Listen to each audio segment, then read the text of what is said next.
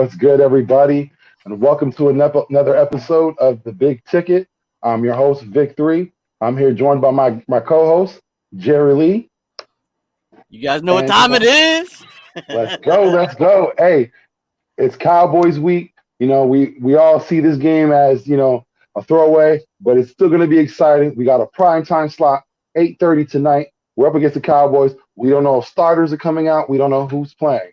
But with that being said, with this, game not being as important as it is, we and Jerry thought it would be best if we take a look at this whole year in review, do a good evaluation. And what better way to do this evaluation with, what I consider the GOAT in the Eagles content creator space? We got none other than Philly Mike coming through. Appreciate my guy. Let's bring him on. Hey, what's What's good, Philly going? Mike? Hey, chilling. Great to be on here and talk some birds. We got like you said, not so much an important game, but the situation that we're in is important. So let's talk about it. Yep. We're gonna get into it. So let me ask you, Mike. We've seen a lot of ups and downs this season. We've seen from the beginning where we had some issues with our coach. We've seen this draft class. We had a lot of expectations. A lot of people we didn't see from this draft class. And throughout the season, we've seen a lot of progression, mainly from our starting quarterback. But we'll take a look at everything in a whole. First, I wanted to start off with we'll start off from the top. Let's start off with the man that calls the shots, General Manager Howie Roseman. I wanted to break down his assessment in three different ways. So we'll start off with in the beginning. What did you think of Howie Roseman's draft this season? I thought it was pretty good. Was worried about the Landon Dickerson pick just because of his status in college. But watching tape on him, he was a game changer on the offensive line, very versatile, can get to the second level, strong, big. It was just about his durability. But when you look at it, the contribution of Milton Williams, the absolute first round, number one wide receiver skill set in Devontae Smith, getting another first round pick, Landon Dickerson being not only a guy that came in and helped us when we got beat up with Isaac Seumalo and Brandon Brooks, but also being now a staple of this future Eagles team. So the 2020 NFL draft for Eagles draft for Howie Roseman was a solid A. Yeah, I can't really disagree with you there, man. We've seen a lot of talent in this draft class. Milton Williams is a guy that out of everyone who I look up to, like I think he's going to be a big thing going forward. But another subject we got to get in touch with is this season. We've seen that we had a lot of holes. We knew about it when we came in. We got our new coaching staff. We knew there was a lot of work to be done. But one of those holes, came in our safeties, linebacking. And, we did try to fill those up. Let me get your thoughts on this year's free agency acquisitions. What did you think of them? In the beginning, I liked them a lot more than I did going down the stretch. Eric Wilson was a nuisance to say the least. We got better once he left. That was a guy I thought that could help out in pass coverage, but ultimately was a liability, not only the run game, but the pass game as well. Anthony Harris started off slow. I think he's been playing better of late, as all the Eagle players have been playing better of late. That's why we went from 2-5 to 7-2. But I know a lot of people look down on Steven Nelson. I think if you look at what we paid for him on a 1-year deal and the totality of the season, I think he still did solid. You're not going to get me going up to B, but I think a solid C+, C-. Again, it was weird because when we were playing less man coverage, he was still one of the guys who covered more man than even Darius Slay. That's not saying Darius Slay is worse, because Darius Slay is the best man coverage defensive back in the league. It's just Jonathan Gannon was setting it up that way. At the end of the day, Nelson is better than anything we had last year on the outside besides Slay, right?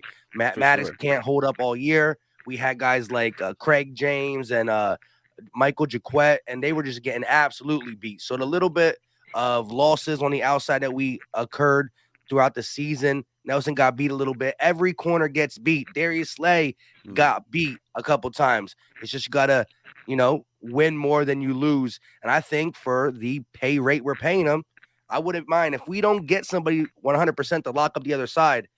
If Steven Nelson's going to take another deal like this, I'm not opposed to bringing him back just for depth because, we've been luckily healthy in cornerback position this season, but you can never have too many cornerbacks.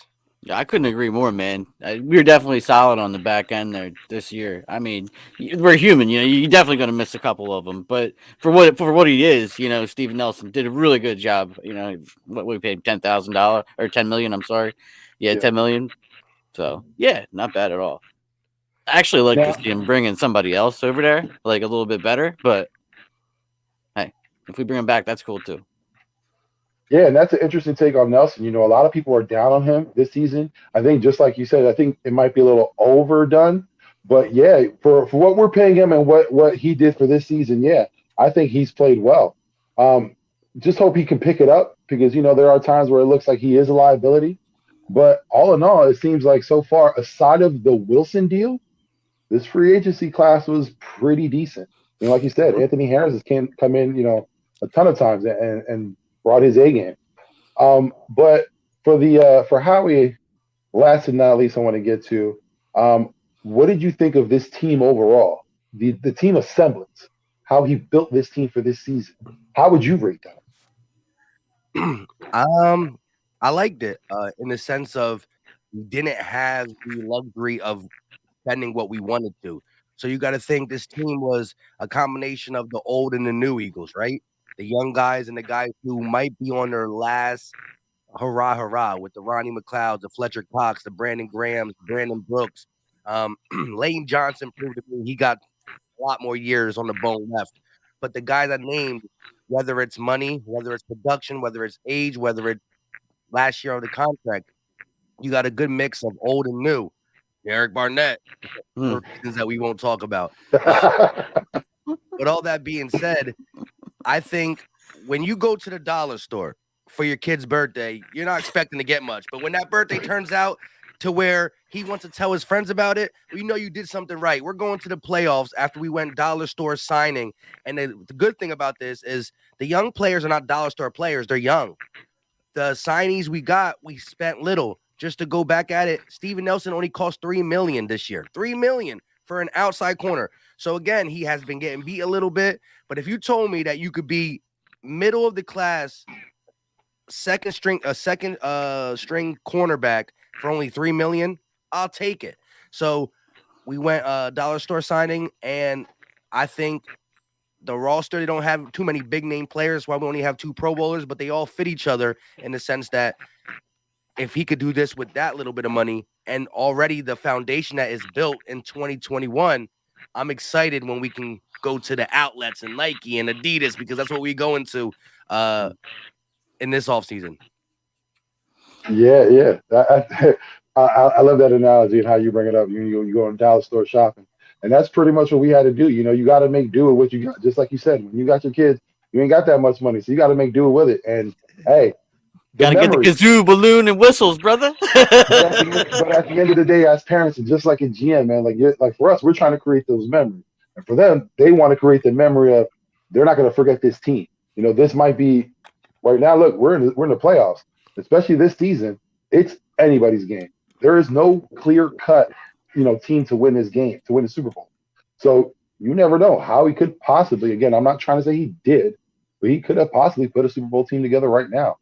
It remains to be seen, but that possibility is still out there. By accident. Hey, listen, it's like that saying, by hook or by crook. You know what I mean? As long as it gets done. In 2017, we never thought that was going to happen. When we saw when we were 6 games in, when we had that streak, everyone was starting to kind of think about it. Of course, you had the people every year saying we're going to go in the Super Bowl, but people started to think about it. Once we got to 10 games, we're in that range, we started believing we could win the Super Bowl. It was a totally different story then. But getting back to Howie Roseman, let me get your overall assessment. What would you say is Howie's overall rating for this season? And is he staying going forward? Would you give him a contract? How much? What are we doing? What's the length here? This is the year, too. This is Howie's contract year. So let's get in it. I don't know. Look, I can't deny what he's done this season. Again, if I'm looking at the Eagles in its totality, since the Super Bowl, there has been some things I disagreed with. Extending players longer than what they should have been extended for. But at the end of the day, the grass ain't greener always on the other side. It ain't always greener. And I guarantee you, as for much fun that people poke on us about Howie Roseman's draft picks, you look around the league, you look at David Gettleman, you look at the Chicago Bears, Ryan Pace, or there's a lot of GMs that are just not getting it done. And if I look at Howie, I look at he's always been successful when it comes to keeping the players that he wants around, right? He's always been successful in going out there and making trades. He's an aggressive GM. He's been successful with all his free agent signings. His free agent signings, along with the draftees from him, but mainly Chip Kelly, is what propelled us to the Super Bowl. Because without Patrick Robinson, a signing, Chris Long, a signing, Alshon Jeffrey, a signing, AJ Ajayi, a signing, LeGarrette Blount, a signing, Torrey Smith, a signing.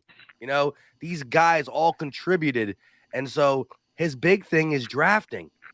But now I got to take it back. And I can say, wow, Derek Barnett hasn't lived up, Andre Dillard, Jalen Reagor.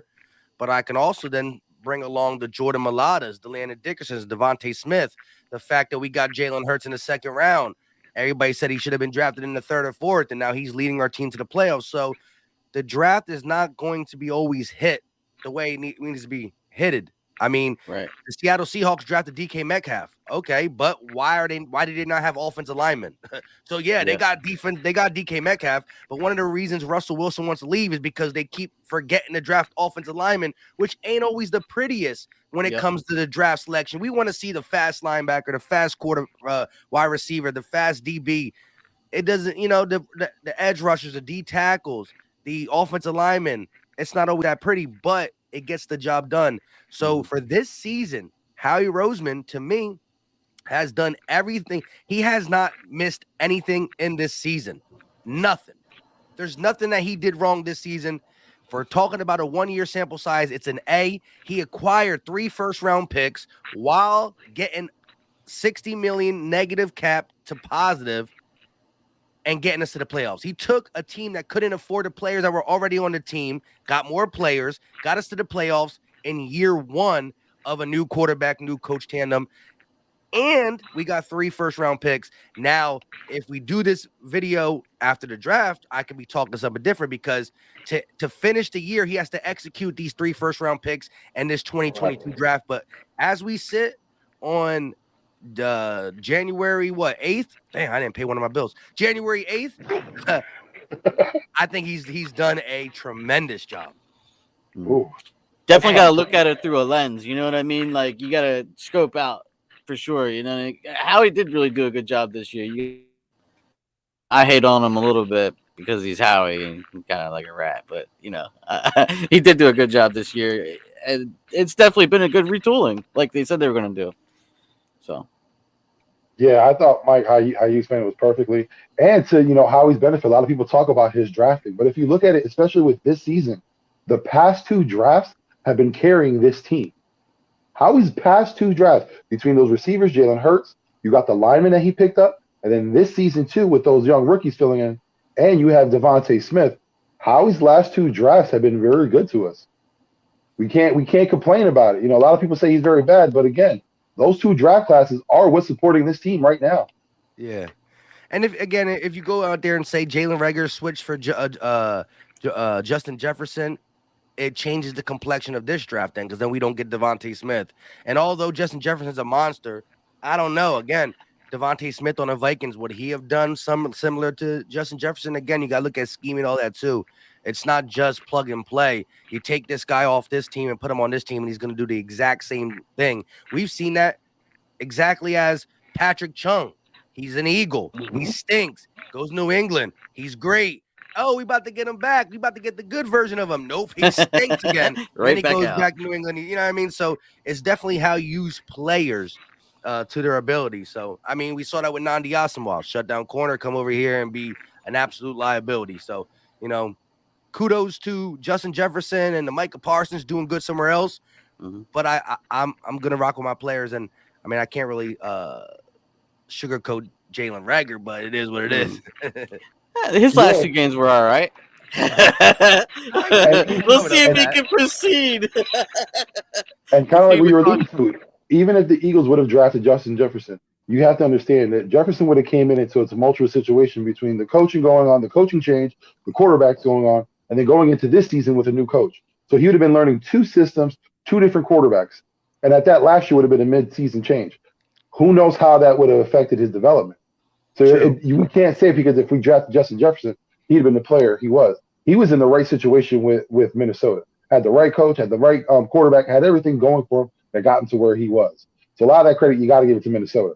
You can't just say if we had him, he would still be the player that he is. No, but and I'm on your side too. But to counter that, I think though I could trust if the ball's thrown to him, he catches it. Right? Oh no! Believe me, I think he would have been better than what we have right now. But it wouldn't be. Yeah. Going forward, let's focus on this coaching staff because you already gave Howie overall rating A. You know he's here. I didn't get though. You said, are we re-signing the guy? Are we giving him full extension? He got us the ammunition. You might as well let him use it. I mean, again, if I would love more of a collaborative effort in the draft room. I think that Howie has to understand that it, and I don't think it's fully Howie. Like we put it on Howie because he's a GM, right. But we have heard the rumors that our owner has been more hands-on. And at the end of the day, Howie Roseman is not going to disobey the guy who's paying him. So if Jeff Lurie's coming down to talk about J.J. Arcega-Whiteside and Jalen Reagor, it's not all on Howie. He's going to get the brunt of it. But when it comes to the finagling the cap and all that, we know it is Howie because that's his genius behind his name, and now he's been able to be a Philadelphia Eagle GM for so long. Last but not least, I would keep him around. I just, again, would like to see more of a collaborative effort, get some more football guys, listen to our scouts, get something in an understanding of, hey, we got to do better on our first round picks. Yeah, definitely get more semblance over there. Yeah, I'd give him an extension too for like maybe a 2 or 3 year extension. You know what I mean? Just to see how it comes out. Hey, listen, I'm very happy to announce. You know, we got another guest coming through. You know, the guy, like again, I said, I've always said it before. Between Mike, Philly Notion, Philly Fresh, and Gate City, these are the guys who inspired me to do this. So, without further ado, let me bring on the guy who I call the professor, the coach himself. We got Steve Hyder, Gate City, my guy. Thank you for coming through. I appreciate it. What's up, Vic? How you doing, JerryLee? Mike, what's going on? What's good, guys? How's everybody doing? Doing good, man. Great, man. Good again, like I said, I appreciate you for coming on, man. It honestly, it truly is an honor to have you both on, and we're able to talk. Get this season end review going on. But let me ask you, because I got to ask Mike in reference to Howie Roseman. We were going through his rating and how you thought he drafted the team that he put together, and overall, how did you think of Howie this season? In terms of putting together a competitive roster, given the circumstances of how everything ended last season, I thought he's done an overall good job. I will say I think the jury's still out on some of these guys. It might be a little too early to make assumptions about some of these guys. We don't know what they're going to be. I think at least in Milton Williams, you got a role player in the third round, so your first 3 picks are at least going to play a role on the football team going forward, and I think that's a huge step forward. You got a guy that's going to be potentially a number 1 wide receiver, at worst a 1A or 1B type scenario and situation. You got a guy that's probably going to lock down the left guard spot for 10, 12 years to come, assuming health, you know what I mean? Things like that. And then you got another guy in the third round that at least is going to be a pass rush specialist for you on the inside, and then more of a 5-tech edge setter from the defensive end perspective on running downs on the outside if you need be. He definitely can beat one-on-one matchups, if he's playing a kind of what we would call a single gap, responsibility instead of having to play 2 gaps, playing dual gaps there. So, I mean, those look really good. I don't know what to make of McPherson. Teron Jackson turned out to be a really, really good pick. You just don't expect a 6th-round pick to have the impact that he's had. And I was pretty high on him in the draft, but I didn't foresee this happening. Like, I didn't think he'd be this good right from the jump. So, I mean, to be fair, it looks pretty good right now. Everything's kind of coming up to Mike's, little saying here. Everything's coming up flowers. Let's go. So, what did you think of the overall team? How he put that together? You think that was a good job he had this season? I think we missed a few in free agency, to be quite honest, but I don't know that there were better alternatives per se for the money value of what we could have got. I was not, Mike knows I was very much the cautionary person when it came to Steven Nelson. I was like, look, I watched this guy's film. I got doubts. I got doubts that this is an impact player, but he's an upgrade over what we've had recently. Yeah, and Steve, where else you going to get a solid or decent starting corner for $3 million? We paid him the draft in the first round. Yeah. We paid him $3 million. So again, that's my take too.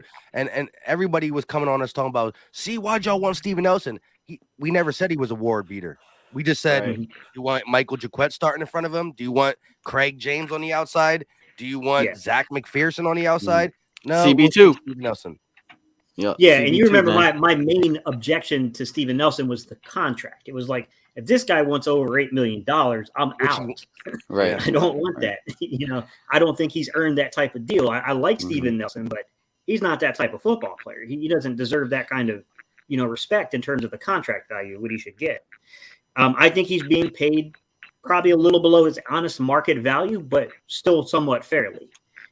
Probably in the right team, the right, circumstances.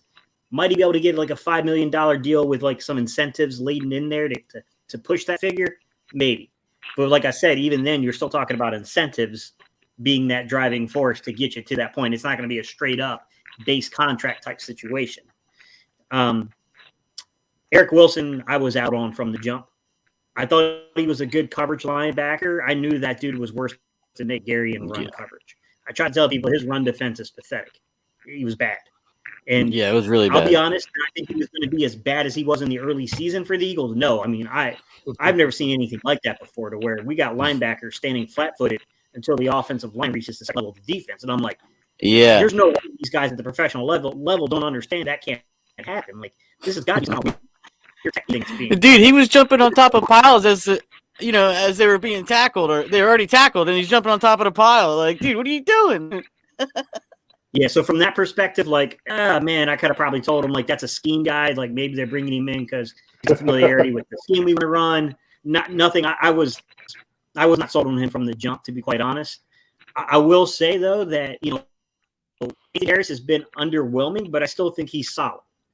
Like, Anthony Harris, I think, is very much in the Steven Nelson category of things, right? He's a guy that understands the system, so he's got that going for him, to where maybe Nelson is not quite as familiar. I think he's a good athlete, not a great athlete, but I definitely think he plays pretty tough around the line of scrimmage. I mean, that's been a kind of a surprising thing to his film from the season, is that, hey, man, this dude will come up and stick somebody. He's not afraid to hit somebody down around the box.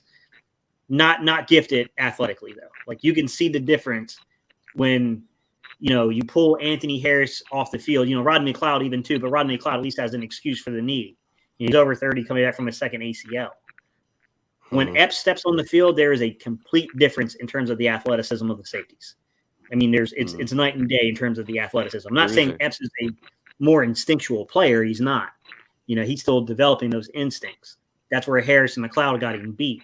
But you can tell the difference in athleticism, like just the way that, Epps can flow across one side of the field to the other and just wreak havoc on guys. If you're just telling him, find football, destroy football, boy, Epps is he does seek and destroy. Yeah, he's been surprising, and you kind of seen this though, because he led our team in interceptions last year. So it was like he went from that, which ain't that great when nobody can get interceptions on our team, but he went from doing that to being that spark plug, free roaming type safety that when he's in a game, you're not even mad that much anymore. And he's made some plays. He made some pass deflections too. So he's not all I'm gonna knock you out. He's made some instinctual plays too, with getting his hand in there and taking out the ball. So shout out to Marcus Epps. Oh, Jalen, I was doing more than driving the Jaquette bus, bro. I mean, I was stopping at stops and getting people on. Like, come on, let's go. Yeah, I mean, look, I didn't think Michael Jaquette was necessarily a starting cornerback in the league per se, Jalen, but I thought that there was something there to develop. I don't know how he would have fared in this system. I mean, he was a taller corner, converted wide receiver. I thought he gave you something that the other guys didn't give you, which was that length and size and athletic profile to him. Ultimately, they decided that it was too much of a development for their liking. And, I got to give, Denard Wilson and, Jonathan Gannon, I got to take a step back if they're feeling that way. I don't know if that's the way they felt, but assuming that's the way they felt, like those guys know how to develop corners. So like, I'll be like, okay, like whatever, it is what it is. You spent a draft pick on McPherson, you went out and got, 99 cornerbacks, whether through trade or free agency signings. Like, I mean, they're clearly throwing darts at the board, hoping something sticks. But right, that's the thing is, and I think Vic, weren't you a big Tay Gowan guy? If I remember correctly, was that you that still am right now, hoping he plays tonight. Me too. So Tay Gowan's he's an interesting guy to me because he's got the height. 6-footer, 6'1" guy. I don't know that he's like, quite to like Jaquette's crazy reach, like where he's like over, 32 inches necessarily in that arm reach per se, because, Jaquette's built like a receiver. What I will say though is, and I think it's important to say, is that Tay Gowan needs experience. He's really only played 1 year at UCF, and then he opted out for the 2020 season, and then he transferred into UCF from a community college. So, athletically speaking, I like the young man a lot. In terms of where he is in development, I have no clue. I have absolutely no clue where that young man is in terms of development. Like, I don't even want to remotely try to go out on a limb and say where I think he is, because I have no idea where to even start that assessment, because we haven't seen him play. And like tonight would be a good night to see him match up, especially if Dallas wants to throw starters out there. I think that'd be a really good place to start, because Dallas has got receivers. They don't lack those. So, Steve, would you give Howie the contract or extension?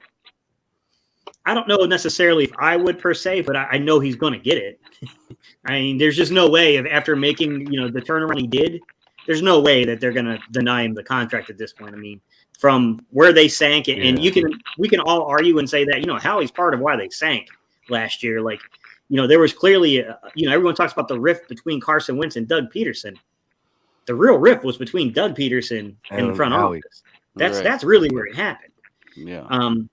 And there are some things I take Howie's side on. Like, I love Doug. Doug can't pick coaches to save his life. Right. Horrible at it. Horrible at it. They were trying to. That's save part Doug of why our team was sucked. Yeah, they were trying to save Doug from himself. But in the same moment, as a coach, I need to be able to go down on the ship. So if I select these dudes, I need you to butt out. Let me sink the ship. Let me be responsible for it. But if I say this dude's the offensive coordinator, butt out, Howie. Yeah. Simply put, this is the offensive coordinator. This is the end of discussion, or find yourself a new coach. That's why and that's the way it went. Yeah. Let me ask you this, Steve, real quick. Do you think that the front office let him pick his coaches, which then once they saw the results of it, they were like, once we saw Press Taylor, I don't know what factuation you got with Press Taylor, you're not letting it go. I got to butt in now. You know how I thought about Press Taylor, Mike. I'm not a fan of Press, bro. I was calling that one out from the beginning. Like, maybe this young man is brilliant in terms of scheming things and all, that aspect of the game. I don't know the young man like that. But that dude was not a quarterback coach. And, like, it felt like to me as if they were trying to hide him behind Carson Wentz to say, well, we got a dude now that should be training towards the elite signal callers in the league. And, my God, the regression that occurred. Like, are you kidding me? Like, I think because they had Mike Rowe, and there was an issue with him becoming the offensive coordinator when he was only the wide receivers coach the year before. They only moved him up because they didn't want to lose him. I think that was the first domino with Jug and his evaluating of his personnel. That's when the mistrust started. When they moved Mike Rowe up, they knew they wanted to bring someone else with more experience. And Doug stuck hard from him. When he stuck hard for Taylor, I think that was just like, all right, we're done. It was time to move on. And to be fair, there were organizations around the league that were absolutely eyeing Press Taylor.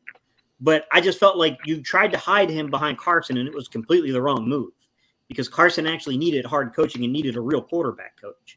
And then we didn't have it. And I'm not trying to knock Press Taylor, because he probably had some college experience or high school experience coaching quarterbacks. But I can tell you, man, when I played high school football, I was not this nuanced.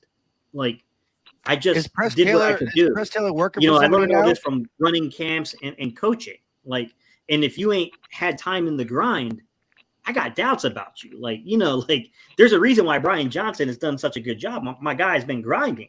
He's a former collegiate quarterback that's been grinding as a coach. There's a reason why he's had success this season, and I didn't see that from Press Taylor, even though he might be, this might be one of the guys that's brilliant in terms of designing concepts and things. I don't know where he stacks from that because I don't know where the credit should be given, where the blame should be placed in terms of that aspect of how they came up with game plans and things like that. But Frank Reich was the man. Well, for Press Taylor, all the credit has to go to his brother because that's the only reason why he got attention. Remember, his brother had just gotten the Cincinnati job. They pretty much came up together the way, through coaching. The same thing, and they thought, well, they may have something in Press, so let's see if we can bring them on. The same way the Cowboys were doing with their coach, with Garrett, the way they're doing now with Moore. The Eagles wanted that out of Press Taylor, but when they seen his, I'm going to say incompetence, you got to call it that, they knew better, and it was time to move on. And then when Doug wanted to stick with him, listen, we see what we have in him. There's nothing really much. To answer Mike's question, I think he's working with Cincinnati with his brother in some kind of action. No, he's in Indy. Sure. He's actually in Indy with Carson. Oh, okay. I thought it was with his brother. Yeah, that's Carson's boy. Like Press Taylor, from what I understand, is Press Taylor and Carson Wentz are really close. Like they're like real good friends. Colts and I think they're pretty close in age and everything. Huh? Colts were 11-5 with an old man Rivers. Now they got Press Taylor and the Carson Wentz combination. And 9-7. It's coming. Yeah, you see what I was. Should have stuck with DiFilippo. Even though Carson didn't like it, he should have stuck with DiFilippo. It was all three of those coaches. It was Doug Peterson, DiFilippo, and Reich. You know what I mean? Those were the main. That was the Trinity. That was the holy Trinity for this team. Yes, sir. And once that broke down, it was never the same. But what would you rate Howie? The Indianapolis has a really good team though around the quarterback. They got Gerard Johnson, and there's an offensive quality control coach. They got a senior assistant in Press Taylor. They got Parks Frazier as their assistant quarterback coach. Their former quarterback coach is their offensive coordinator, Marcus Brady, who I think is a name to watch over the next 2 or 3 years. The guys that might climb the ladder. He's good. He's really good. So I mean, he ain't Nick I Sirianni think that there is some balancing here where I think Reich is taking on a role that's kind of similar to Doug now, to where now he's in that growth aspect of a coach of bringing other guys up and along, and it's hard to say how he's going to do in that role. But you got a brand new offensive coordinator there. And you got some castovers from the Eagles, you know what I'm saying? Like they definitely picked our coaching tree a little bit here to take guys like Press Taylor and Mike Rowe and those dudes. Well, this is the first year that this is the first year that Mike's tree, or Frank Reich's tree, grows out in different ways because we got some of that tree over here now. We're little Colts on the east while they're Eagles west. We picked a flower off the tree. There you go. Yeah. There you go. But as we talked before, you mentioned Coach Gannon. Let me get both of your assessments of the defensive coaching staff. What are your thoughts on how they've done this year? I wrote an article about this, Vic, and I brought up that the slow start on the defense. It's the biggest concern I have here is defensively. Is like when you look at what this team is in the first quarter, it's quite concerning. Like their numbers are atrocious in the first quarter. And I definitely think that he does a good job of adjusting at the half. And we benefited from, let's be honest, we've benefited from playing teams that are not particularly great. But things are easy to predict with the Eagles. I mean, you look at what they call the DADOT, which is your average depth of target against your corners, right? Your secondary. The Eagles had the lowest one at 6.3 because of how soft our zone is. Quarterbacks just take what we give them. And, we're 31st in the blitz rate. So we don't bring a ton of pressure. We were a really high zone, but we've been playing a lot of man. And I want to credit Mike because Mike pointed it out, and he's absolutely right. There's been a switch towards man coverage recently, the last 3 or 4 weeks, and that's starting to show up. But when you look at the underlying numbers of the first quarter, for all the good we can say about the run defense and the pass defense, and like what's happening in terms of limiting explosive play rates and where we rank, and those are all good numbers. In the first quarter, Gannon's defense is tied with Washington for the second points allowed in the entire league. That's not the company you want to keep. And I think it's throwing the rhythm of the games off. We don't get pressure in the first quarter of games, first half, to be quite honest. I mean, it's ridiculous. Like, you can't be in those categories of things going on in the first quarter, and that's where we are. We're not getting pressure. Teams are scoring on us, and we're putting the offense in complex situations. It's not a good combination of things. Like, he's got to fix up these early struggles because it's leaking out to the whole team now. And I almost feel like, to some extent, like, guys, stop deferring the kick. Not the right move for this team particularly. Stop deferring. We need the ball first, because if not, it seems like we're always playing behind. And then that starts causing stuff to get out of control, in my opinion. And then we finally settle down and we take over the game because of how good our line is. There's got to be some switch ups and adjustments made there. I'm not one of these people that's like, oh, fire him. Like, yeah, he's a first time head coach, or not head coach. He's a first time play caller. And to be honest, when you look at a guy like Nick Sirianni, although Nick Sirianni wasn't necessarily calling, the greatest amount of plays, he at least had a part in the chain that went into the quarterback. I don't know that Gannon had that same experience on the defense. I don't know how Eberflus does things. You know what I mean? Like, when he was in Minnesota, he certainly wasn't doing that because he was just an assistant. So, I mean, he wasn't, you know what I mean? Like, this is very much a very young up and coming kind of coach. I think we're dealing with the struggles, and I want to caution people to be careful because we've run dudes out here in that role before that became really good defensive guys. And one of them is just a ridiculous head coach now. He's really talented. And if we had stuck with him, he's going to move on. He would have gotten, Sean McDermott would have moved on. Like, there's no doubt about it. He would have found a gig eventually. But we might have had Sean McDermott for 3 to 5 years of solid coaching following Jim Johnson if we had just been patient. Mm-hmm. And that's the thing. Like, we're in this situation. Do you wait on the ship that may never come in? And may never get there. And that is an outcome that could happen. Or do you show patience for the mistakes you made with Sean McDermott and we ran him out of town with a huge mistake? You got to give at least another year. I do believe in the fact that you got to give one more year. It's just, of course, I'm an emotional guy, and when I'm watching what I'm watching, it's hard for me to even think bringing a guy back who looks like he. See, that's the thing. I just want to know someone's willing to change or trying to make the efforts to, because one thing Philly has is we're loud as a fan base. We're pretty smart as a fan base, and our beat writers pretty much sometimes ask the questions we want to ask, right? This is not a city that you want to play for, that if you don't want that question, you're going to get that question. And we've been talking to Jonathan Gannon about why the quarterbacks complete these things on you. Why are you playing so far off? Why are you not doing this with Slay? Why are you not doing this with Fletch? So he hears it and he has to know. Although his responses in the last 7 weeks have been better, as Gates said, you got to credit that to the teams we're playing as well. But just a switch of playing more man shows me he's trying to make that change. He's trying to throw wrinkles. We're still a predominantly zone team, but the wrinkles he's throwing in, he didn't throw these wrinkles in early in the season. Now we're having success with it because we're going against State Farm quarterbacks and whatnot.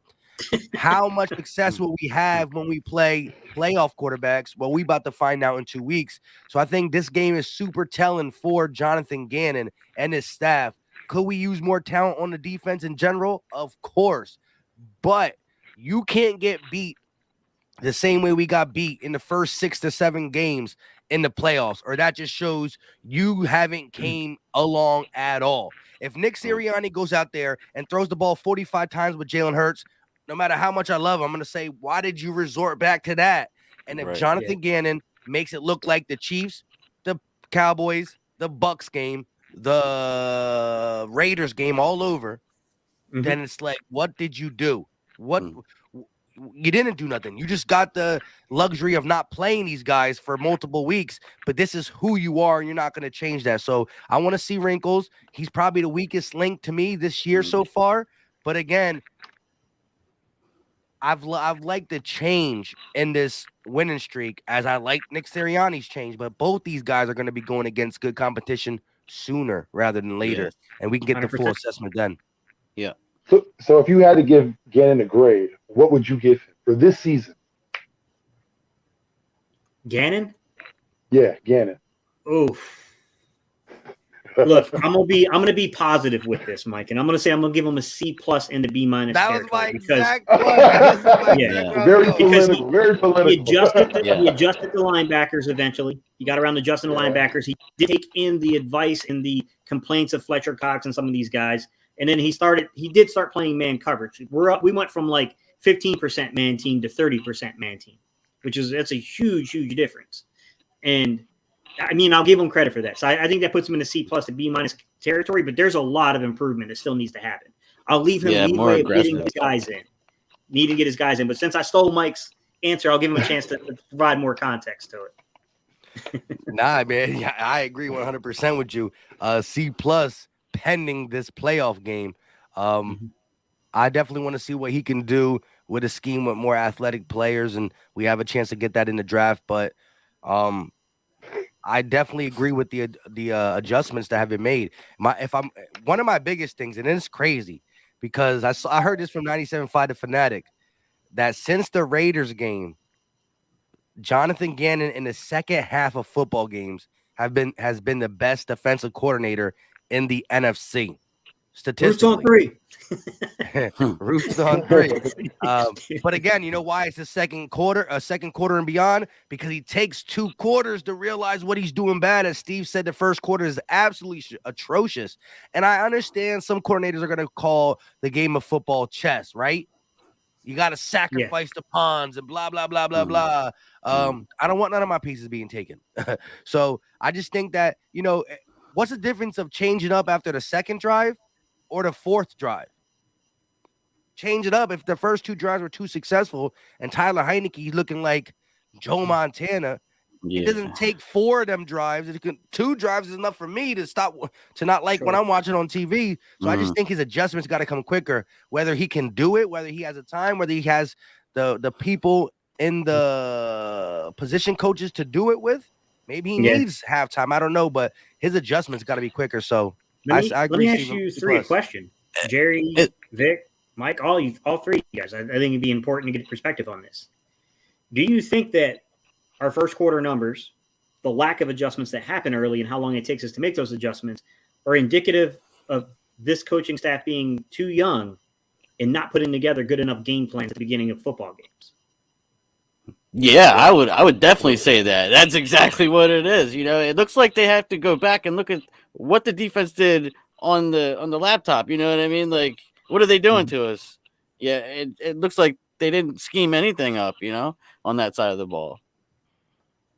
No, it definitely is an experience. It shows throughout this whole season, just like you were saying, between the adjustments, his lack of getting on the linebackers. That's something that we knew we had a deficiency in.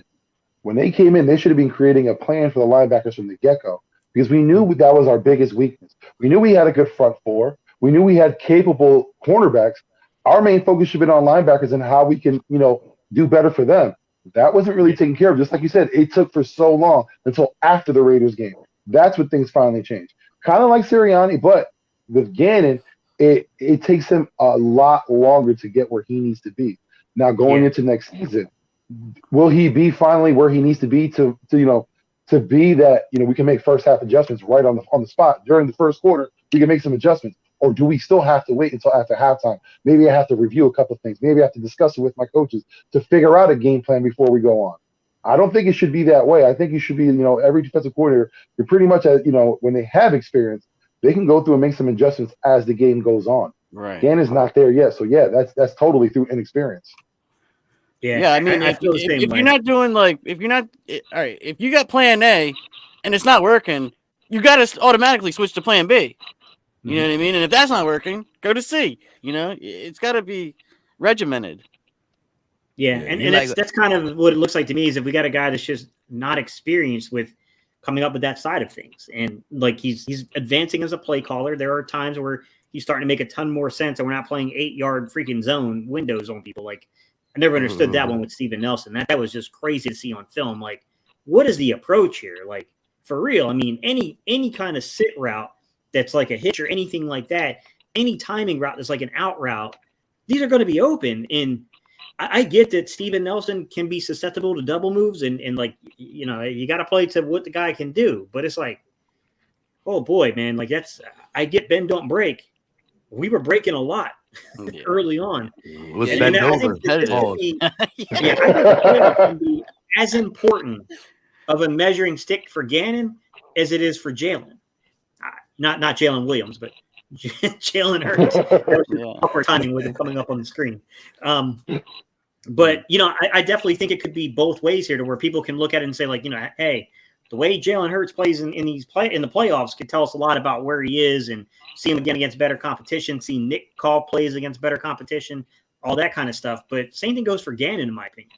Like, Do you fall back immediately into those deep zones and just completely let Tom Brady sit back there and drink lemonade as he waits for a guy to get open? Like, do you let, who knows if we're playing Stafford, whoever it is, there's different outcomes that can happen here. I know everybody said they would take Cliff Kingsbury because of the inexperience at coaching in terms of the matchup. I'm going to throw a curveball into that. Do we know how this defense would play against a Kyler Murray style quarterback? I don't know that. Nah, we I would don't know probably if that's get. the best matchup, to be quite honest. He's I think very elusive. on Cliff Kingsbury and what Kyler Murray can do to you as a dual threat guy. We just saw Heineke killing us we just saw Heineke kill us running the ball. Jimmy G gave us problems. So you're right. Yeah. We didn't really face the Jalen Hurts, the Kyler Murrays, Lamar Jacksons, the true dual threat quarterback, because we did have fits. I mean, Jimmy G ran the ball a lot with us. I know that was early in the season, and Tyler Heineke, not so much in front of the line of scrimmage, but he was just going wild in the backfield, just dipping and dodging our pass rushers. So we haven't got the luxury of playing that, and that could be something that just Jonathan Gannon just gets fooled crazily by that. Yeah, absolutely. Well, all season, our biggest issue was for our defensive front. They haven't really gotten home. Yeah, we've seen Sweat get some sacks here and there. We've seen Hargraves get sacks. The guys haven't really created pressure consistency all season. It's only been as of late because, again, when you look at the opponents that we're facing, Washington, how many guys on their offensive line were injured? Of course, you're going to see them play a little better. But the thing is, even with that, with as many injuries as Washington had, we should have been playing a hell of a lot better. That front line should have been eating every single play. But again, we still haven't seen a full game of that front four just going at it. That hasn't happened yet. And with the playoffs coming, we're going to need to see that. Yeah, put some blitz packages together. I think there's something to knowing where a quarterback's going to be in the pocket. The one thing about Tom Brady is, yes, he moves the pocket well, and that offensive line is really good. But if you can get penetration through that line, you can disrupt his spot. With a guy like Kyler Murray, you might get through, and then he's not there anymore. He's gone. He's running up the field for 10 yards. Yes, I mean, it's kind of tough because, last week, that was getting kind of frustrating how many sacks we missed. We missed a lot of tackles for sacks last week. We should have definitely put Heineke down 4 times. And I would say he broke at least 3 on us, to where it was oh, boy, man, if we just wrap this young man up, we got him. Yeah. But we talked about the defense. Let's get into this offensive coaching staff. What did you think of them this season? We've seen ups and downs from the beginning of the season where we weren't even running the ball as well. We've seen Miles Sanders, end up with 5 carries a game. You got Jalen throwing the ball left and right. Then you've seen a small progression. You've seen because of injury, we had to switch up the offense. We had to focus more on running. And now we're one of the best running teams in the NFL. So let me get your overall assessment of just the offensive coaching staff so far this season. It's unique. I'll start with you, Steve. It's unique. I'll say that. It's very unique. I think we have some personnel issues offensively, to be quite honest, that need to be ironed out. The offensive line is incredible. It's the incredible part of the football team, to be quite honest. We have a very young developing quarterback that I think is making adequate steps forward. I'm not going to say it's all there yet, because when I ran film on the Washington game, we left meat on the bone in the passing game. I'm going to be honest. With that said, he's standing in the pocket longer. He's not evading the pocket and leaving the pocket as quickly as he was doing earlier in the season. Even when he does leave the pocket, we see a genuine effort now for him to keep his eyes down the field and try to locate targets downfield. And I think that's a big step forward for Jalen. The accuracy is slowly improving. I still think he has some things to work on when it comes to breaking routes. I don't think it's all the way there yet. And I think getting a very strong boundary side receiver that can either separate or is just stronger than everybody else would be an eraser, essentially. You need that eraser. And I think that would pay dividends for a guy like Jalen. The deep ball needs work. The deep ball definitely needs work. He's got a bad throwing base on those deep balls. He's got to get better. He's very heel clicky, bringing his feet together right before the delivery. And he stays on his toes a lot, to be quite honest. He's got a very, very much an elongated delivery. It takes a little time to get the ball there. He definitely almost feels like he's pitching at times. With that said, the arm strength is there. It's not a deficiency in arm strength. I've heard a lot of people say that. I highly disagree with them. Just being a guy that's played and coached, that he's got plenty of arm strength. It's just it's technical. It's the lower waist and his throwing motion, and he's late on getting it out there, maybe going to that progression. But it's all, as you said, mechanics, the lower body. Yeah. I'll say that from the receiver standpoint, I think we got something in Devontae Smith. I don't know about the rest of them. I like what I saw from Quez in terms of development, but I still think Quez is a guy you'd be more comfortable with as your third or fourth option, not your second option at this point in his career. I think he can traject into that second guy, but it's it's a 6th round pick that played in a very college, and I'm being very friendly with the word college here with Southern Miss, but a very college-like offense. And he had a lot to learn about route development and running. And even when they used him at the end of last year, it was like Ohio routes and things. It was just very easy concepts, something that, you don't need a lot of skill to do. Outside of that, guys, I don't know Aaron Moorhead. I'm a little disappointed. I thought Aaron Moorhead was going to be a lot better than what he is. I don't know if it's because of talent, but I have not seen tremendous growth from guys like Rager. I've actually seen almost what you could argue is a regression from Rager. I don't know if that has anything to do with Aaron Moorhead at all. It may not. I don't see the problems I saw with Carson Walsh there. You guys knew that before Press Taylor, my axe to grind was Carson Walsh. I couldn't stand the guy. Like anytime your head coach and your backup quarterback, your offensive coordinator, 3 dudes have to come help you do your job. It's not a good look.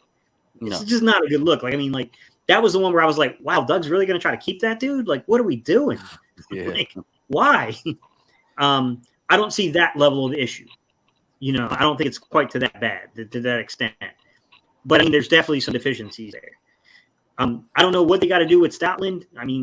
Put that guy's memories and stuff into, the AI, because keep that dude as long as you can. You need to give him a lifetime contract. You just need Stout, Lifetime contract. Do whatever he wants. Let him set up whatever he needs. If he wants a home, give him a home. Give him a trailer. Not leave. Yes. Yeah. Get one of those Patrick Mahomes deals where you can share the Eagle stock. Listen, I'm cutting him in on the team. I'm giving him a percentage. I'm doing whatever the man wants. Like Jordan Mailata, people don't understand the growth from only knowing of. And when I say knowing, it's you watched a couple of games and someone kind of explained to you what it was for 1 year. Jordan got to see what the game of football was, then actually got to practice and develop. Stoutland was a big help even before he was drafted, because Stoutland was one of the first guys who saw him and worked with him. And then today, being one of the best offensive linemen in the league, he has 4 years of football. You understand that? That's saying you just completed Pee-wees. Now you're going into middle school. But by the time you're in middle school, you're the best player there is. That's insane. Yeah. That's a huge leap. You got to give a lot of credit to Stoutland. And look, I like the tight end coach. I think it's Jason Michaels is his name. He's a former offensive coordinator. He's been a tight end coach for a long time. Guy I think that came over from Indianapolis as well. I got no complaints. Look, Goddard definitely needs to make sure he secures the football before he tries to turn upfield. That's been his big, kind of the big peeve with Goddard. But, we traded Ertz too. Yeah, we traded Ertz. And, we got these young guys, and I thought he's done a really good job in terms of explaining the blocking concepts. I'm pretty sure Stout plays a role in that too. But, look, they're playing well together. I think he's contributing to the team. I have no clue what to make of Patullo. Patullo, from my understanding, was the guy that ran the RPOs. I thought the RPOs were quite basic, but I don't know. Like I always tell people, understand you got the element of coaching with an RPO. You got the element of quarterback play in the skill position players around the quarterback. And one thing that I think got left out of the discussion about the RPOs was it was more than just Jalen Hurts. Kenneth Gainwell came from an RPO offense. He's a rookie. You look at Rager, RPO offense. He's a rookie. You looked at Quez, RPO offense. I'm calling them rookies. They're really second-year guys. Those two are. We had a lot of dudes around the situation that were not that nuanced in terms of traditional offenses. Devontae Smith still ran RPOs at Alabama, but it's a little bit more leans towards tradition. So there's some dependability to what to do there from that. And then he played a ton of press coverage because those dudes will press you in the SEC. I think that aspect of things got lost in the conversation. It was greater than just Jalen Hurts. It was greater than just, Nick Sirianni's game plans and Nick Sirianni's play calling. There were different. They had to do some collaborations going on there. They had to, get more cohesive. Yeah, sure. There's leverage-based RPOs. There's motion and movement-based RPOs. There's more than just a number count RPO where it's like, okay, 8-man box, throw the ball. And that was the criticism I had. Is I don't know if this is Patullo. I don't know if it's Jalen. I don't know if it's the skill position players. I don't know if it's Nick. Come on, guys. This is an easy fix because what teams are doing is that they're making you think that you don't have the numbers in the box because they're rocking the safety down. So that way they take you out of the run and they know you're going to hit that tunnel screen. They're waiting on it. They're just sitting there waiting on it. They knew exactly what you were doing. Tampa Bay was the first team I saw do that to the Eagles. And then other teams started following suit. I thought the Giants, even though Tampa Bay did a really good job, I thought the Giants did the best job of doing that with Patrick Graham. I thought that they had Carolina too. What about Carolina in the first half, bro? Good, Mike. It's a good point. Yeah. Carolina was very effective with it too. I know that was like one of those things where like you don't just have to do numbers-based RPOs. Like you can look at leverage, like, okay, we got a stack set here. Okay, if I can get a good enough switch release, I can then play off of the leverage of the players or where the ball goes on this RPO. So if I get the number count I want over there, I don't need to run the ball. And then I can determine my read by the leverage that's from the receiver. They could do those type of things. Those exist. There's movement and motion-based RPOs, which is like, an RPO glance route, right? Where, okay, whatever this guy does, this one player, whatever he does will determine what I do with the football. If that nickel or that safety comes into the box and starts coming for me, coming for the handoff, I'm pulling it out and I'm going to hit this little hitch route that's down there or this, slant route or, whatever that you have drawn up there. Right. There are other ways of using the RPO offense, and I don't think that we fully, explored that, to be quite honest. And I don't know where the fault lies in that because I'm not in the room. You know what I mean? I had to be in the room to discern that. But I do know that something was off there. Yeah. It's just crazy how long it took us to even just run more than 5 under center snaps, bro. Like, you knew it was a problem when Jalen Hurts was warming up under center at the Raiders game, and we were giving them a standing ovation because, Eagle fans travel to Las Vegas. It was dang near a home game for us, too. But I agree. I think the coaching staff definitely evolved every step of the way. You can see it through the players. You can see it through the scheme. You can see it through the balance, the understanding of what we need to do, game planning, the adjustments, all that. And I give a lot of credit to that. Just got to keep going, though. But I agree. Coaching staff definitely co-signed what Steve said with some of that stuff. There's some pieces in there that you're just like, maybe some people are staying stagnant and some like Aaron Moorhead and some people like that. But we got to see. We got to see. There's a lot of big discussions that need to happen from the offensive side of the ball. But, for me personally, I don't want to be the only sole person analyzing it and saying it. I want to get other people in on that I know have played. Like, I am looking to try to bring that up, guys, in terms of alerts and things like that. But I need more minds around me to help what they think could be an alert, where an alert was missed, things like that. And that's a tough thing to do because we're not in the room. So we can only really make assessments over the coverage we're seeing and what normally would be an alert in that situation. But we can't say that we know what Nick and Jalen have cooked up for the alerts and what's being missed. But, I'll give you an example, Vic, that bothered the crap out of me from the Washington game. There was one play where they throw the ball down in the flats to Goddard. It was the one that Goddard kind of fumbled it after he got tackled. It was clearly he was down. If you look on that play, I don't know how this was missed or how this was drawn up because it makes no sense to me. Okay, they're running something that very much looks like an Ohio route, right? An Ohio route just means when the in-breaking receiver goes to the outside and then you have your outside receivers going vertical, 7, 8, or 9. So, he's going vertical with whatever his route designation is, right? Now, they run a little wrinkle here, and they have the in-breaking route on an over route from the other side of the field, and then you got a 7, 8, or 9 coming from the outside receiver that's on the play side of things, okay? I look at that. Devontae Smith comes wide open on the over route. Wide open. No one's around him for 10 yards. And I don't understand what was going on there because normally when you run that route, that 7, 8, or 9 route is a clear route. It's solely designed to move the safety and move whoever, hook defender out of that area. And it worked like to the exact way you want it to work. And Jalen doesn't even look there, which would tell me Nick didn't have that drawn up for that purpose, or else Jalen's clearly going to at least look there. He didn't even look there. So it tells me that they wanted to give them that look, but hit the check down. I don't understand it. I don't know if that's an alert thing. Is there something in coverage that alerted Jalen to do that and he didn't anticipate the blown coverage? Or was that something Nick drew up for whatever reason to give you this look and make you think like we're not always going to go to this? Right. But it was like, man, that came open, man. That was an easy 20-yarder that's wide open. That was his setup play to probably bring it back again later on. And if it would still been the same, result, then it would have been Smith with the ball. Yeah. And that's something that he had to learn. That you can't really do that. If you have a play where you have to look at all the receivers and their routes and what the possibility is.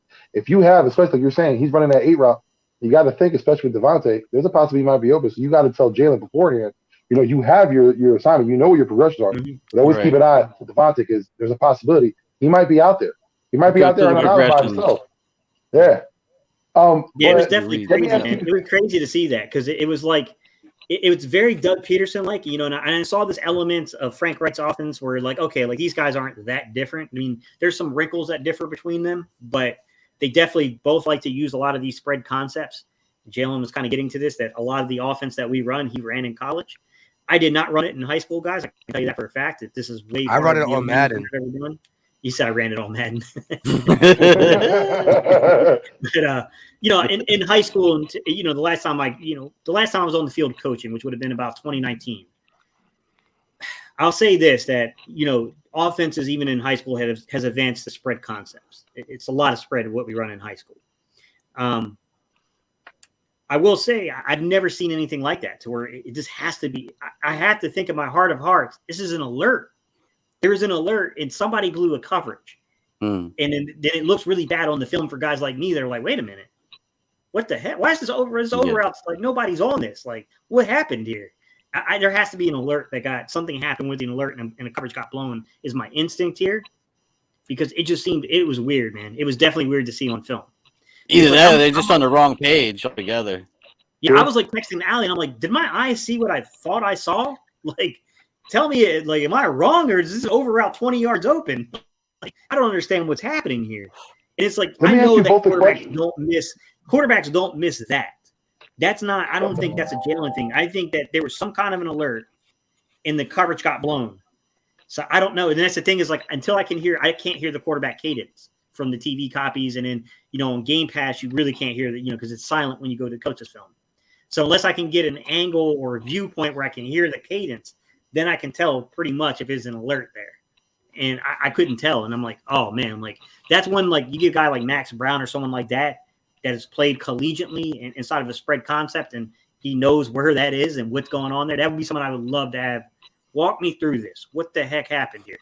Like, why did this get missed? Like what that, and none of us, like I said, none of us ultimately know because we're not in the room. So we don't know what happens, but we can make some pretty good determinations from experience on it. Well, that goes with a whole bunch of stuff. You know what I mean? Yeah. Like that go for a whole list of things. Let me ask you both a question. Jalen, that's very possible. Was it a half-field read based on the alignment? That's what I'm saying. I don't know if there was something about the alert that did, you know what I mean? But like, I don't know, man. Like I was really shocked to see it on film because I was like, boy, talk about leaving meat on the bone, man. Like we got to fix this because if we get these kind of looks from playoff teams, I got to tell you, we might be more competitive than people think. I'm being honest. We might be more competitive than people think. Mm-hmm. Yeah. Well, let me ask you both the questions. We're talking about Jalen's development. There's one constant in Jalen's development, and that's his quarterback coach, Brian Johnson. You alluded to him earlier saying he's worked his way up as coach. But let me ask the question because I asked it early in the season when Jalen wasn't doing that well. And I ask it now. How much development or how further do you think Jalen can progress with having Brian here?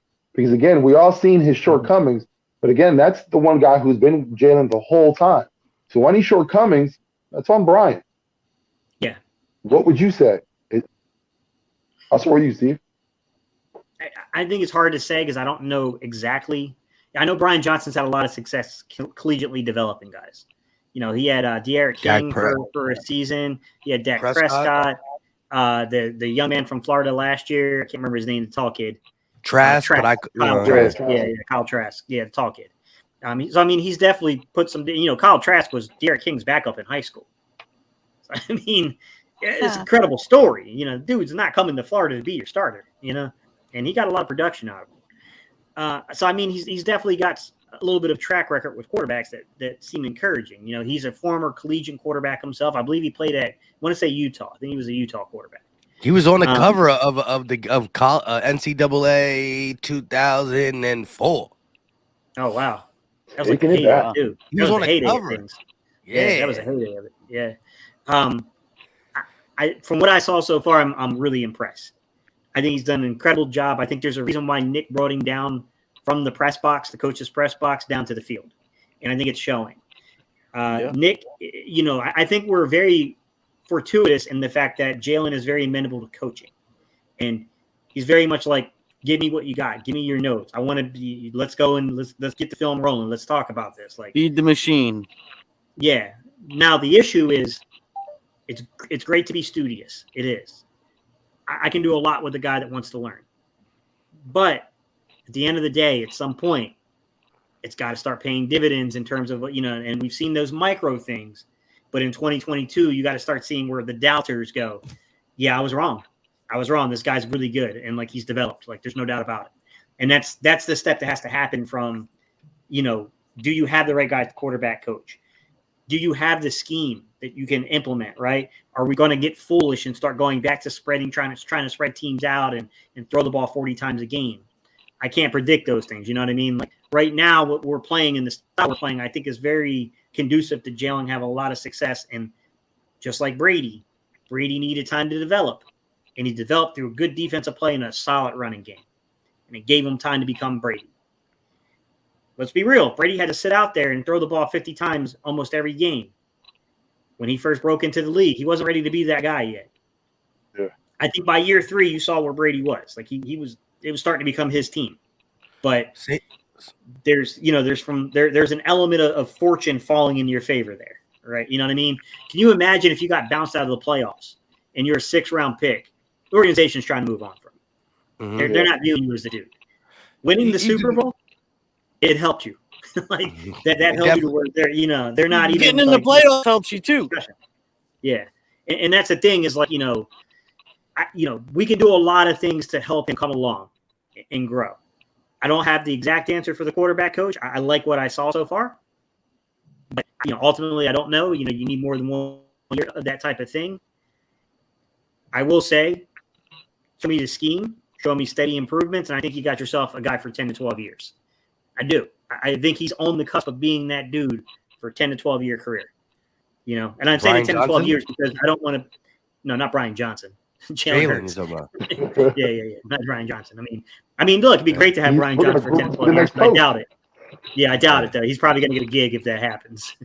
But I mean, I look at it. I look at it that way. Like, if you play the right things, if you make the right advancements in the postseason, it becomes harder and harder and harder to move off the guy. Look at Lamar Jackson.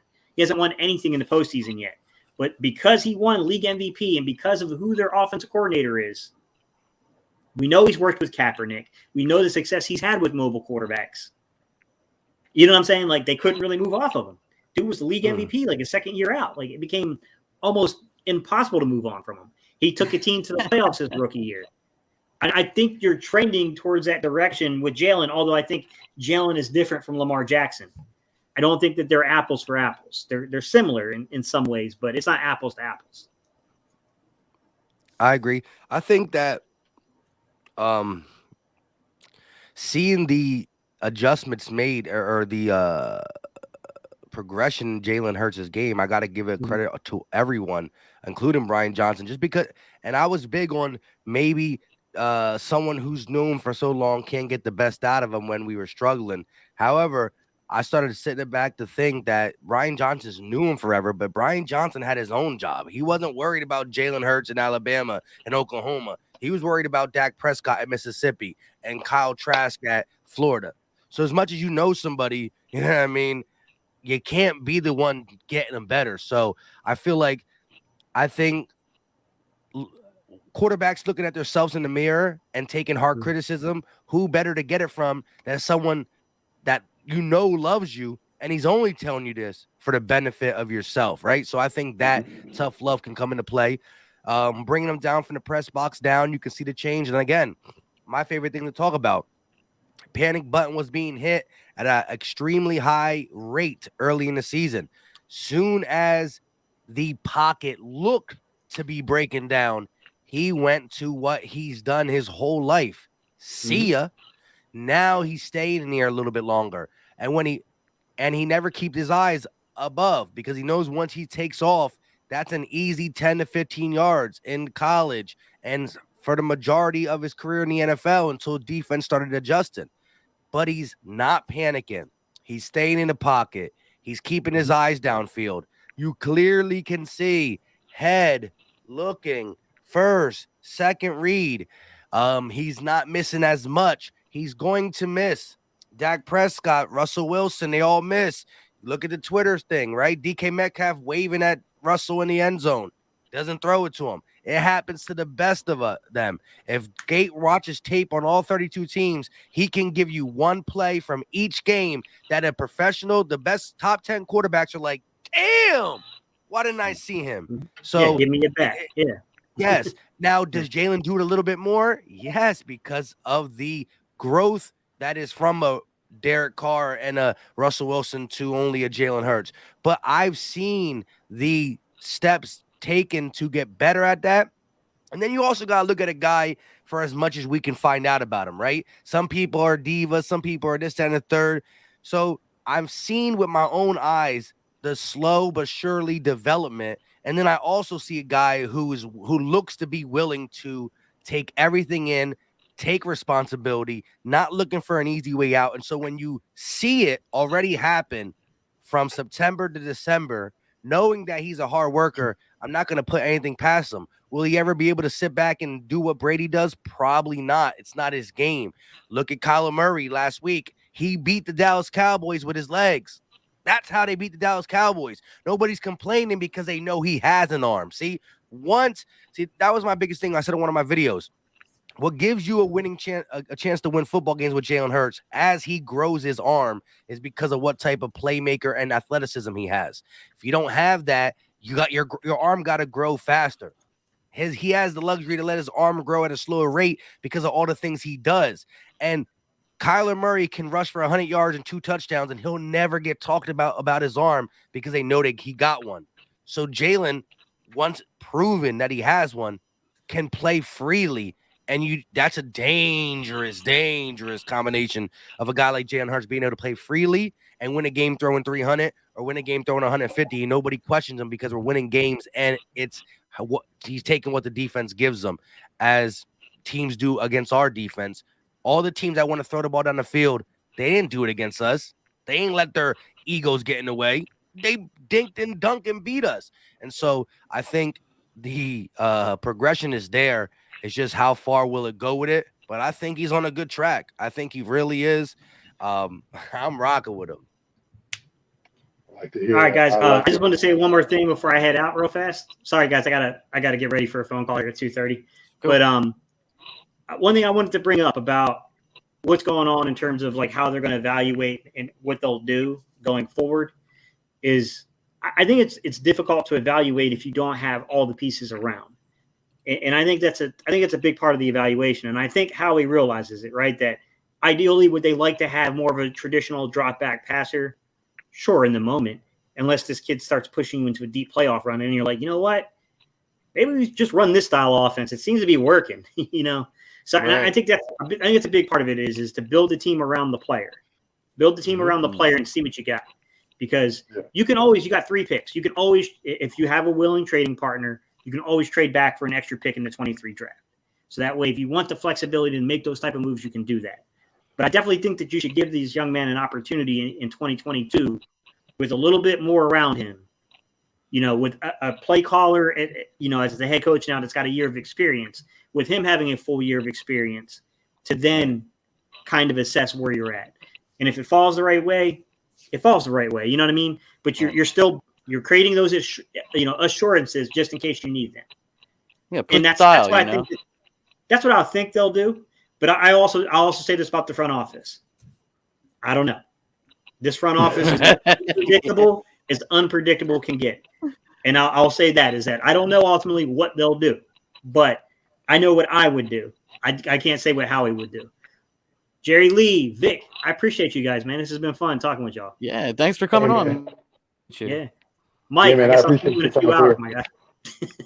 I know, right? Saturday, I forgot we played tonight. Damn. Yeah, I did too, bro. I did too. Get it out because tomorrow's going to be a relaxed day. We ain't got nothing else to do tomorrow. So exactly. Get it out the way today.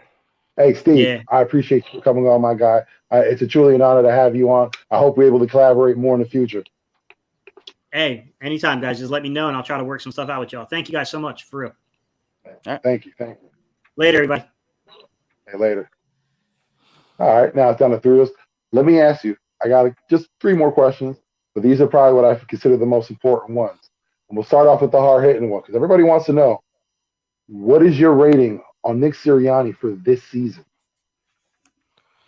Ooh. How would I rate Nick Sirianni on this season? Um,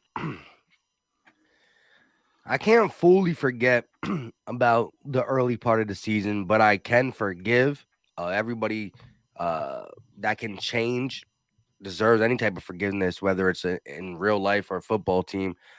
He seems to know what's working. He's never lost these players, even in the midst of a 2-5 start.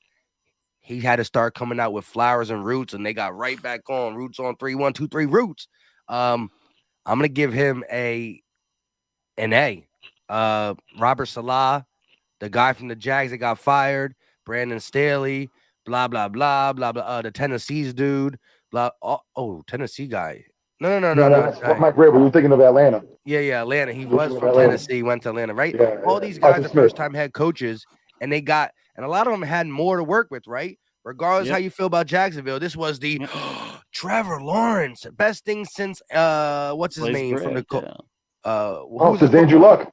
Andrew Luck, Yeah. highly touted quarterback out of college since Andrew Luck. So we had that. What's it called? Had Matt Ryan. Brandon Yeah. Staley gets Joey Bosa, the Chargers receivers, and a young quarterback, but one that's already considered to be a top 12-ish type quarterback in Justin Herbert. Nick Sirianni got a 4-11-1 football team that had a new quarterback that he wasn't sure if he was going to make work with, and a lot of other moving pieces. $60 million in debt, so I give him an A. That's a great I'm grade. right there with you. Yeah, man. We've seen the ups and downs. We've seen him progress. And like you said, you mentioned all those coaches, but they had a lot of clout in the beginning of the season, especially when you mentioned Brandon Staley from the Chargers. He was the guy who literally I was sending messages to Nick Sirianni if he had a Twitter page saying run the ball. When he had that little diatribe about him running the ball, first thing I did, send it to him. Hopefully he saw it. Hopefully it worked. I'm not trying to take any credit because I'm not a coach. I only play one on TV. But Nick got his things done. And he surpassed those coaches. All those coaches you mentioned, in one way or another, he surpassed them throughout this season. He started off very rough, but hey, he got to where he's at, and he's, I think, the only first-year head coach that came into this class that clinched a playoff spot. That speaks a lot. That speaks volumes. What Volumes, he's big done, time. especially when you look. I said when you look at the beginning of the season compared to now. Yeah, I think a lot of people are saying it. They're mentioning it this week a lot more. And I tend to agree. Nick Sirianni should be in the conversation of Coach of the Year. You got to give him that respect. I'm not saying that he's the clear-cut winner, but I would say that he should be in the conversation. Yeah, especially when you put guys like Flores and who else they put in. They had a couple guys. Dang, who's the other guy? Belichick, they had in there. Yeah, always have Belichick. Belichick. Bobby Belichick got to be in there all the time just because he is Always. one of them goats. You know what I Yeah. mean? Yeah. But That's who's how you the get other people to come guy? to the party. You just put them on the list. Yeah. But yeah, we did the exact same thing as Miami, right? Turned it around, but he turned it around as a second or third year coach with a more veteran team around him, and blah blah blah blah blah. So if you can put Flores in it, which I do like as a coach, you could put Sirianni in it. I wouldn't go. Yeah, I would go B plus A, but I'm gonna rock with an A.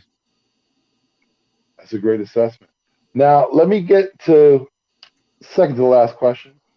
Now, this is the player evaluation. And we're not going to go through every single player and evaluate their play, but I just want to hear who do you think, as a player, stands out to you? Who do you think that you feel that their play has declined, and who do you think will be here going forward?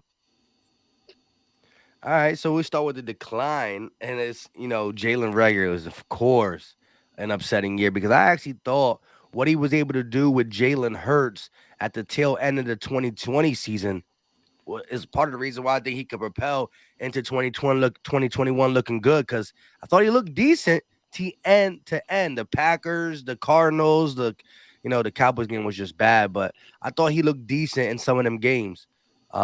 He's definitely regressed, even only being a young player. Not saying he's fully done, but he'll get the benefit of the doubt to be the Eagle until his 4 or 5 year contract is up. Don't know if he'll go farther than that unless he improves. Who else on the decline? I could say Derek Barnett, of course, playing himself for a new contract, let alone the Eagles to bring him back. I don't think that is going to happen, even though we do need defensive ends. Who knows what we're going to get from Brandon Graham when he comes back, being over 30 with an ACL. That's going to be interesting. Of course, we got rid of guys like Eric Wilson, which was good. Alex Singleton, I like his role as a limited linebacker, right? Davion Taylor started to pick up some uptick in play. He gets hurt, out Singleton's back, but I think what they're doing with Jannard Avery, moving him around as well, not keeping 3 linebackers on the field every single possession. So I like using Alex Singleton in a limited role. Who else I can think for maybe on a downtick? I really don't think too many people did bad. I think people just either stayed the same. You can look at Fletch's production.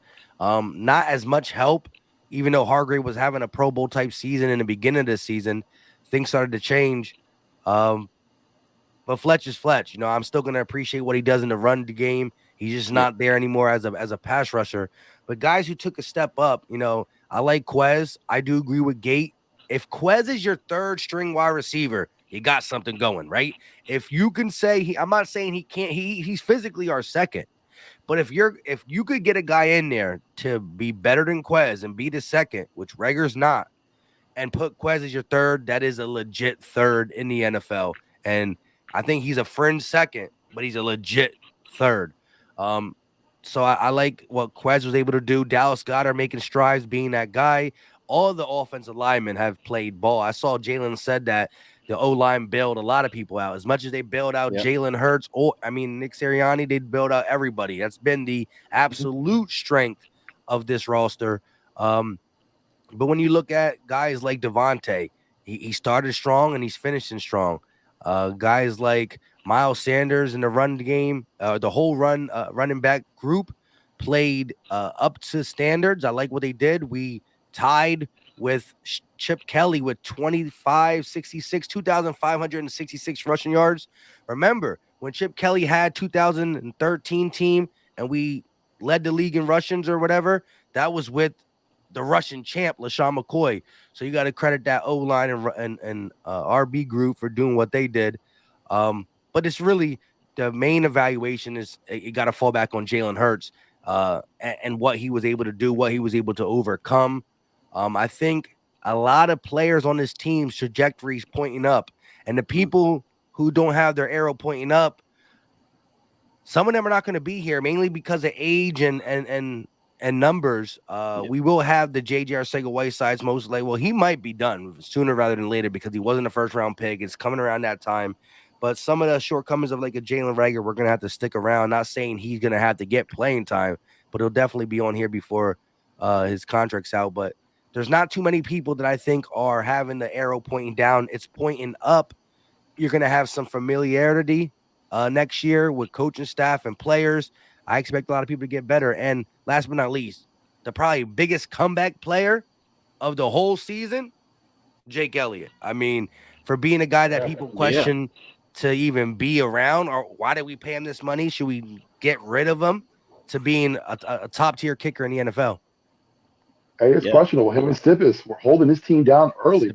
For sure. Yeah, Special teams. They held us down. But let me ask you a question, because we touched on Jalen. We touched on Quez Watkins. Steve actually touched on Quez Watkins earlier. And we mentioned the fact that everyone thinks he's better suited as a 3rd or a 4th. He physically is the 2nd. But do you feel that he wasn't given enough opportunity to showcase enough the fact to show that he is the 2nd? In the beginning. In the beginning, definitely. It took to almost like a little bit after the Panthers game for him to even start to slowly even get equal snaps of Jalen Reagor or out-snap him. I think he's an explosive player, a guy that you want to get down the field. But I just think that the things that he needs to work on is, the short and intermediate, getting open, getting separation off man coverage. I think he can run past people. But like I said, I think he is a fringe number 2, which means that's why he's our number 2. That what he got like over 600 yards, something like that. Not crazy, or over 400, over 600. I'm not sure. But if you got him as your 3rd, that means you have a legit number 2 in there. I think that just opened up a world of things. I think you can do so much more, and I think that we're going to be trending to eventually. The goal is to get to having 11 personnel, which is having 3 wide receivers on more than 2 tight ends. Whenever you got 2 tight ends on, then you only got Devontae and one other. And if you do go out and get a guy like Mike Williams or dude from the Tampa Bay, Allen Robinson, or what's the Tampa Bay guy name again? Chris Godwin, Michael Gallup, any of that stuff. I mean, I'm a little bit scared of any Cowboy ever coming here again. But when you get that type of production from your second, it could really open up the doors for a Quez Watkins being more, probably less volume, but when the ball's in his hands, you know it's a big boy play coming. So I'm just looking forward to that. But Quez has, 600 yards from any wide receiver on our team. Does he have 600? Am I overstating that? Does anybody? In the chat, he almost has 600 yards and catches 80% of the balls thrown to him. That's amazing. Yeah, because I thought I saw getting close to 600 yards last time I looked, but you can't deny that. And so possibly with more opportunities, he can even build on that. I just think that to be a complete wide receiver, he got to work on some things in the short and intermediate. But I've been on Quez Watkins for forever, ever. That was my guy coming out of Mississippi State, or Southern Mississippi State, I think, right? Southern Mississippi? Yeah, Southern Mississippi, yeah. Now, let's get to the question that I know everybody's been wanting to hear. It's something that we've brought up all season. I want to get your take on it because, it's been an up and down season. Let me get it. What do you rate Jalen Hurts' performance for this season? For this season in its totality, again, there's growing pains when you are a first-year starter. You got 4 games under your belt, and we saw them early when he was being asked to do a little bit more than even any quarterback in the league. He touched the ball more than any player in the NFL for a large portion of the beginning of the season. I'm going to give him a B. I can't B plus-ish. I can't forget some of the games he had. Dallas, looked bad against the Raiders, San Francisco, of course, the Giants game. But I can't not talk about what he did with his legs. 10 rushing touchdowns, still winning games for us, taking a 4-win team to the playoffs. I give him a solid B+. Hey, that's a good grade. And just to answer the question for the chat, Jalen, I agree. I think Smith could be a spectacular number 2, but again, we're going to need someone who's even better being that number 1 position. We'd have to find that guy first. But let me get to the second question because again, this is probably the one that everyone's wanted to know the most because we've had some issues. There's been talks of Deshaun Watson. Even during the season, there's been talks of Gardner Minshew. We've all known. So let me get from you. Has Jalen Hurts earned the starting position going forward? Yeah, I think he was given it early this season because of what we had on the roster. I mean, Joe Flacco's a good quarterback, but we're not going to talk about that. He's a solid backup. Anyways, with that being said, I think he was given it, but I wanted to give it to him. But now he's done everything to show why he was the one given the job, and he went out there and earned the job. I believe he needs to be the quarterback next year, and I think next year is where he can put a stamp to where all questions are being asked. Not really us, because Philly fans are always going to question things, but I think next year could be the year where he gets the organization to back him up. Right? He'll have more firepower. He'll have whatever free agent buying that Howie Roseman does, and 3 first-round picks, whether it's on the opposite side of the ball or the same side. That will all be on the Eagles. And next year is now the liftoff, right?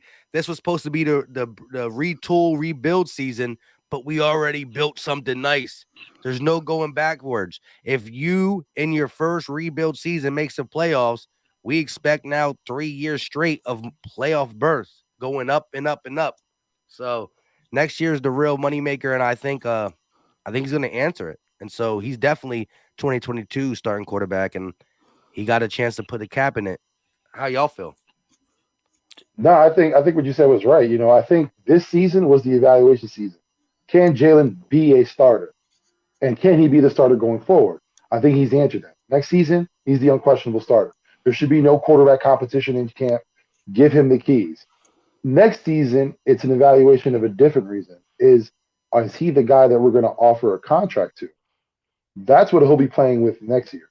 Because right now, we have a playoff berth. Let's see what happens in the playoff. If Jalen, goes far, or if it's only one game, he has playoff under his belt. So that's going for him. Mm-hmm. Now, going into next season, we're going to want to see a progression. So if it's a first-round knockout, we're going to want to see second round or even further. If we don't, then we kind of find it as a regression.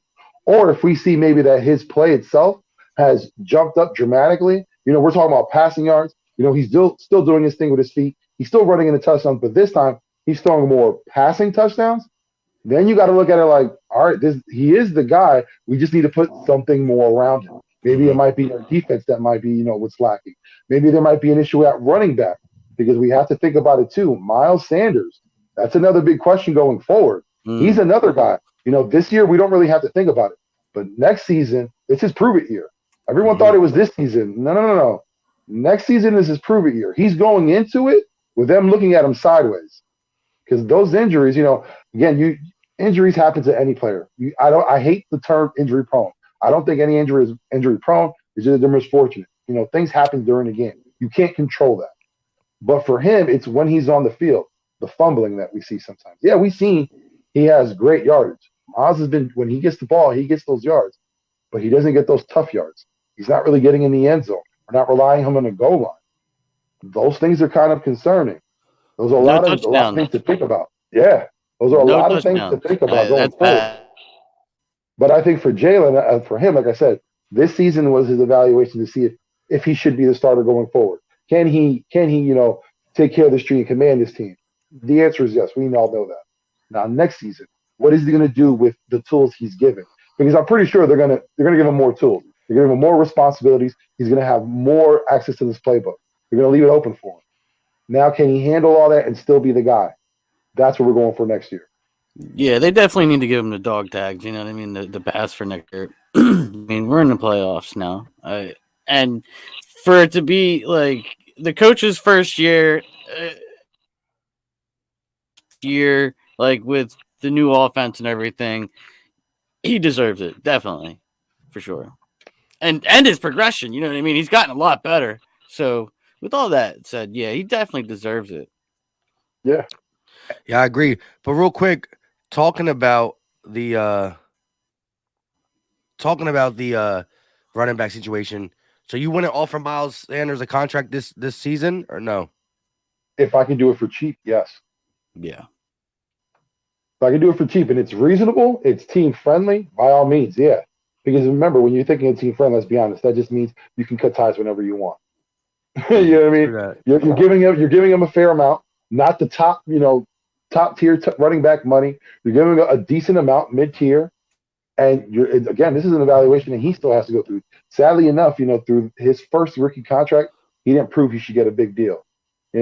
Not even his running mate, Saquon Barkley. He hasn't proved it himself in New York. So it isn't any diss to Miles. That happens to every running back, and it all depends on the situation that you're in and what you do with it. For Miles, he's gonna get a fair deal. It's not going to be something ridiculous. It's something that might keep him around for 3 years. But again, it should be something team friendly that we can get out of anytime we want to. Yeah. Yeah, he's not Henry. You know what I mean? Like, so he's deal. You know what I'm saying? Like, he ain't getting the cream. So, yeah, I definitely slice him off a little bit. Yeah. And, with that being said, listen, man, Philly Mike, I appreciate you for coming through. Gate City, if you're out there, I know you said you had a call. I thank you so much. And let me just say this before I go, because I kind of mentioned it earlier. Between yourself, Philly Fresh, Notion, and Gate, you all are what inspired me to do this. Because I was just a guy chatting it up, and we would have these long conversations through chat, and it was just like, if you know so much, open the channel. But it wasn't that. It was just the conversations that you had. That's what I gravitated to. Use three, especially y'all with the PvP podcast. Y'all have a cohesion. You know what I'm saying? You have that. And it's great how you brought guys along, like myself, like other people, like other content creators that came out. So I want to say thank you for that, man. Like, you inspired me to do this. So I appreciate you for coming through, my guy. I hope, again, just like I said with Steve, we're able to collaborate more. For sure. You one of my like I said, biggest supporters from when I started. So just support me as a content creator while I was in the growth transition. I only been doing this for 2.5 years. So, you know what I mean? I appreciate y'all for watching, everybody. Definitely if you came in here from me, because I did share this link on my channel, make sure you hit that subscribe button for these guys. You know what I mean? Great content. I mean, when in doubt, love talking Eagles ball and listening to it as well. Yeah, man. And like I said, listen, man. I do this, not for the growth or subscribers. It's just to sit down and talk Eagles. And when I get to talk to people like yourself, like Jerry, like my guys, Foothills and AK, it makes everything better. That's the joy I get out of this. Just chilling and chop it up with you. And like I told you before, I was a little nervous because this is like, never did this before with you, especially with Gate. So, I thank you so much for, making me feel comfortable. You know what I mean? Like I said, it's the good thing about this, that when we're having these conversations for them on the outside looking at it, we're in this Philadelphia Eagles talk. We're trying to get the most of it. But for us, we're talking football amongst friends. So, man, thank you for being a great friend, my guy. Hey, for sure. Appreciate you too, JerryLee, and all the young Eagles content creators. Like I said, I just support. I love it when I see people comment that, like I said, when I only had 100 subscribers or 300 subscribers, and I see that person that not only is watching me once in a while or just came through, but the new ones are just as loved. But to know that person's been rocking me legitly for a couple years, and then again they hit me up on social media too, and so it's not just a once in a while. It's been, again, I've met a lot of people on YouTube that don't have YouTube channels and that do have YouTube channels now, or if they didn't. So all that is great. Like I said, Vick3 is a guy who started watching me from the grip, and then he was with BBP and all that on Twitter. We talk off YouTube, and then my man celebrated a birthday party. I realized he's in the ABE, and I show up. What's up? You know what I mean? Hey, and we did the fantasy league. You know what I'm saying? We getting it in. You got second place. Congratulations, and congratulations, Philly Notion. Let me throw it out there. Who became our champion this year? So, yeah, Jamar Chase. I had AB. I had the exact worst person you could have as a wide receiver. The guy who quit, and he had a guy who dropped 55 in a Super Bowl game. Like, even if I had a good day, you weren't beating a guy who dropped 55 points. So, I could only imagine how you felt when you just seen AB take off the jersey and just wave goodbye to the crowd. You just waved goodbye to your championship. Well, I didn't know Jamar Chase was going off. I was live doing an Eagles game, right? And everybody in my chat is saying AB quit. I said, what? I got AB on my team. What do you mean? Man, that's great. But hey, everybody watching, I appreciate y'all for coming through. Everybody in the chat, thank you so much. Like I always say, man, I just do this for the love of it, just to talk with my guys. If y'all come through and support, thank you so much. If you can, like I said, if you haven't already, which is wild to me if you haven't, please subscribe to my guy, Philly Mike. Also, my co-host, Backyard Bird Podcast, JerryLee. And if you can, you got some time, spare a little bit for me. Subscribe to the channel, hit a like, and don't be greedy. Share this. So, for my guy, JerryLee, Philly Mike, I appreciate you both coming through. JerryLee, hey, we'll chop it up. To everybody out there, man, hey, have a great weekend. Happy New Year. This is the first New Year of the, this show. I think we started out something good. It's going to be great. Like I said, man, I appreciate everything y'all done for us. Everybody have a good night, man. And fly Eagles fly, baby. Arvita.